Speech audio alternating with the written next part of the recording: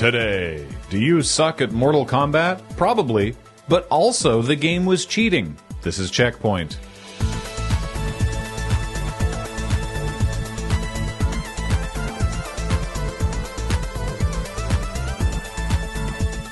Welcome to CheckPoint. It's November and disruptions are ahead, so be prepared. What's that supposed to mean? All the information's on the task. Cool. EA has stated in an FAQ for its employees, in spite of its announced acquisition last month by a private equity consortium led by Saudi Arabia's sovereign wealth fund, it will retain all creative control over future projects. Sure, it's your website and your FAQ, so you can make it say basically anything you want. You can make your staff read it, and you can even make them say that they believe it. It's your company, and no one can stop you from just saying things. In fact, if I was given a slice of $55 billion, I'd say basically anything. I'd say almost anything for a slice of $55 million, but since our advertisers are probably going to be hard-pressed to get us $55 for this video, I'm going to say this next thing for free. Bullshit. 17 juicy colors of unrefined, steaming, pulsating, intestinal parasite and weed seed adulterated, groundwater contaminating, free-flowing, hot loose bullshit. Sims creators are already leaving EA's partner program over concerns about the acquisition, citing Saudi Arabia's various and well-documented human rights abuses, while EA leadership has been rightly derided for predatory monetization, crunch culture, studio mismanagement, declining game quality, and using unauthorized likenesses in their sports titles. They have yet to murder and dismember a journalist in their Istanbul consulate. Nor have they killed 20,000 workers trying and failing to build a mall/arcology in the desert, so we suppose that offers some growth potential. Maybe Saudi security forces can offer continuing education credits for EA management. But in summary, ha ha ha ha ha, no, we don't believe you and are, in spite of ourselves, a little surprised that you keep asking us to. But you know what, EA? Keep acting with integrity. Nintendo has finally listened to their fans. Specifically the ones who keep saying, you know, when you announce games in a direct, it'd be so cool if you just shadow dropped it, because the only antidote to early hype over a video game is just not telling anyone anything until it comes out, and it changes your life forever. So in that spirit, Nintendo surprised us with a new app. It's Nintendo Store.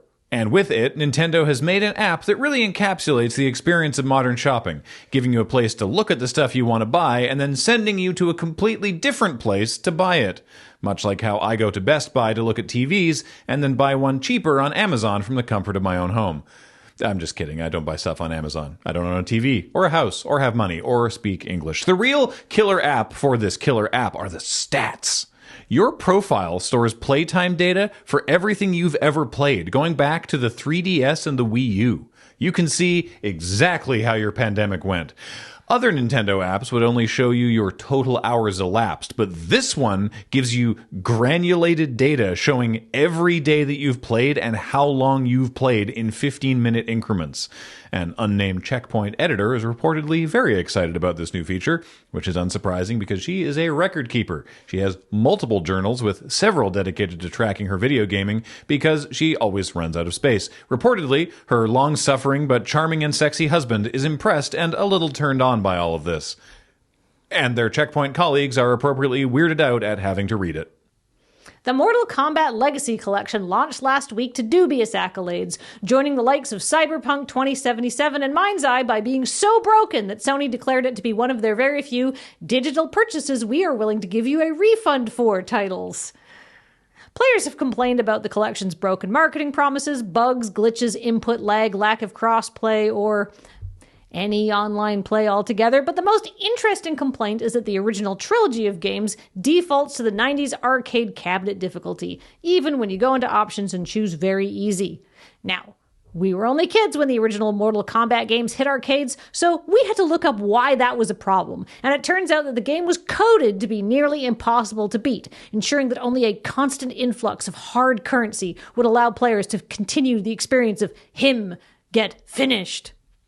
The game would give you one round that was perfectly winnable for a human, but in subsequent rounds it would read your inputs and counter your moves before that even appeared on screen. And if that wasn't bad enough, the game also gave itself priority when both characters would hit each other, making the matchup more or less impossible. You'd lose the second match you played, put in another quarter, and if the cabinet's clock had reset, you'd get another winnable match. And if this sounds familiar, it's time for your back pills, but also congratulations! You've not actually been as shit at video games for the last 30 years as you may have thought. Of course, back in the present, the game isn't fleecing you for 75 cents, it's just impossible to play. Several Redditors have posted that they're getting refunds because the input reading is so frustrating, which of course has then prompted even more posters to get in a laugh at their expense, launching calls to get good from every possible internet peanut gallery. So clearly this means there's at least some appetite for a higher level of verisimilitude in our re-releases. We don't just want to play the games of the past, we want to play them as if we were in the past.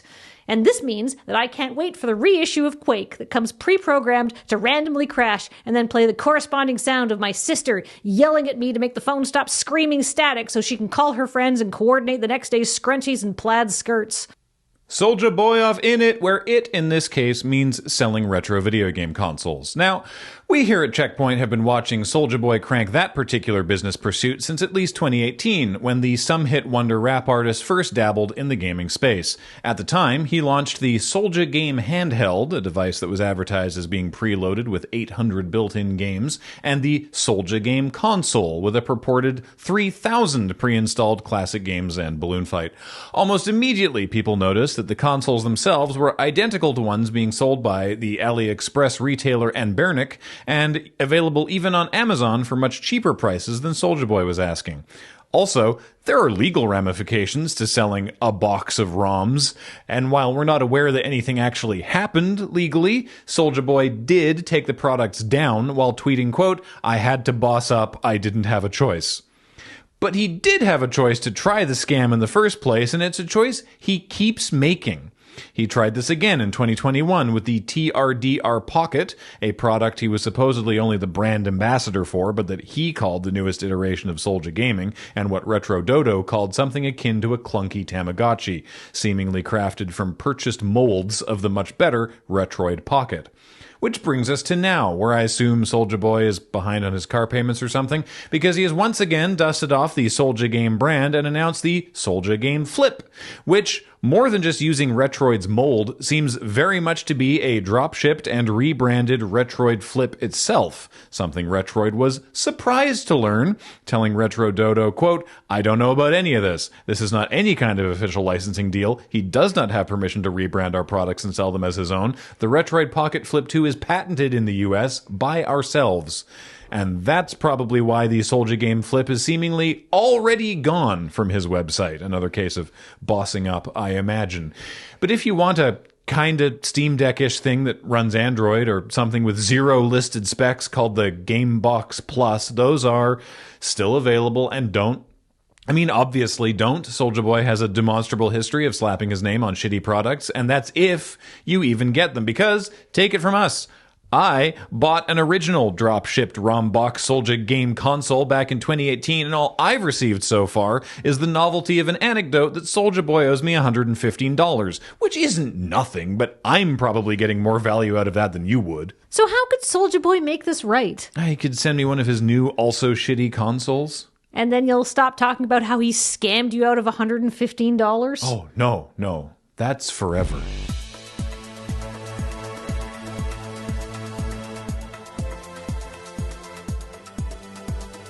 Coming up, the latest update to Mind's Eye introduces Arcadia, a user-generated content platform, because surely your users will come up with a reason for someone to actually buy the game. I love that we didn't hear anything about Mind's Eye for months, and then twice in one episode. Yeah, suddenly it's back. Yeah. I had forgotten about it entirely.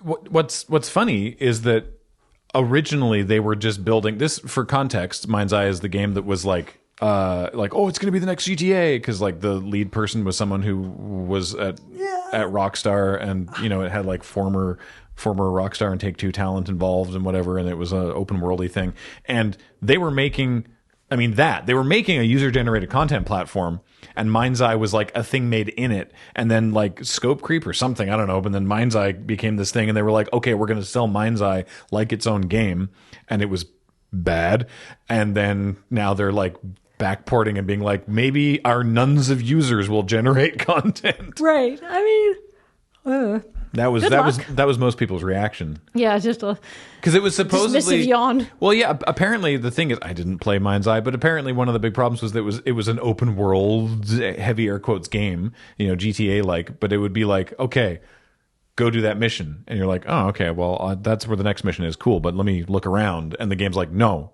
go to the mission. And like you get in a car, and it's like you have to go there. And if you try to drive anywhere in this supposedly open world, it's like no, you have to. It would just the railroad worst kind you. of dungeon master. Yeah, it would just railroad you from mission to mission to mission, and never let you actually explore the supposedly open world that they purported to have. Right. So, and also the gameplay and everything else was bad too. Right. So there's that. Oh yeah. It will not shock you to learn that I wrote the Soulja Boy story. No, it should not shock anyone to learn that Beej wrote the story about him and his wife. No, it shouldn't. Real quick, though. Oh, actually, we'll just tell you now. Nelson wrote the one about Mortal Kombat, and Cameron wrote the one about EA, acting with integrity as ever. Love this mug. But Stolen for us. Yeah. I didn't even realize about the interregnum attempt of Soulja Boy's the 2021 the TRDR Pocket. You learned about that during research. Yeah, because I knew about the original one. I found the PayPal receipt.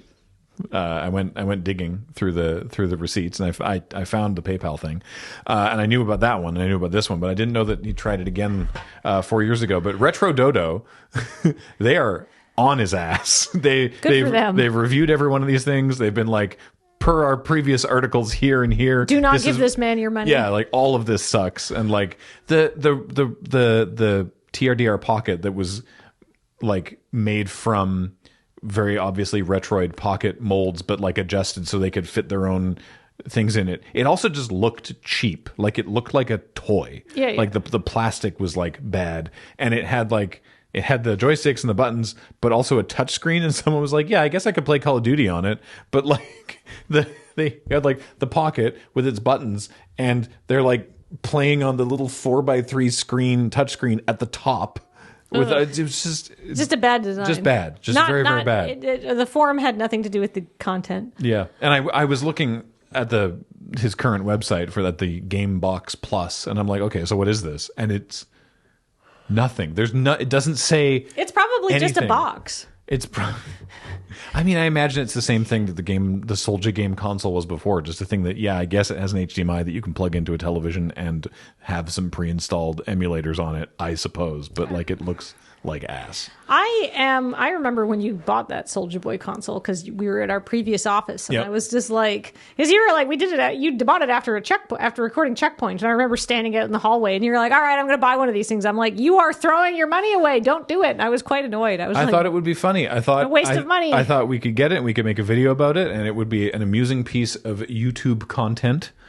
And like I said, all I've gotten about it is this running gag, which again is like of minimal value and really only to me. Okay, like so, for the average person getting ripped off who does not have a gaming news comedy show, it's useless. I mean, it's surely an anecdote you can haul out at Christmas parties. Soulja Boy owes me $115. You know what, though? I think he is ripping people off, and we don't condone that. No. So if you want to be out, say, $10, $60 a year, you can subscribe to the Loading Ready Run Patreon. That's a much better use of your money. And then you get some content for it, and you can then still deploy that at a Christmas party, because you can say Kathleen from Loading Ready Run ripped you off for $60. I don't care. Probably this person's not going to know me, and if they do, they could be like, really?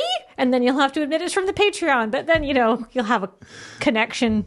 The conversation's moved on. This internet you video can continue comedy your troupe. Flirtations. This internet video comedy troupe ripped me off for $60. Well, what do you mean? Like, well, I put over the course of a year, I put $60 in their Patreon, and then all I got was all the content that they make for free.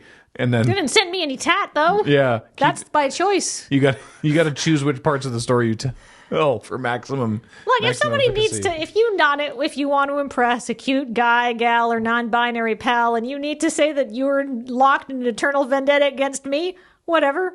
I'll be your wing enemy. Wing enemy. No, it doesn't work. Wing enemy. Thanks also to anyone who is a member on this YouTube channel. Yes, that is another way that I could personally rip you off. We'll for be showing 60 them bucks a shortly. year. Yes, let me just say that if you want, you are absolutely, I am completely open to you saying that Kathleen is your enemy. Yeah. Okay, bye, everybody. 17 juicy colors of unrefined, steaming, pulsating, intestinal, parasite, and weed seed, adulterated, groundwater contaminating, free-flowing, loose, hot bullshit.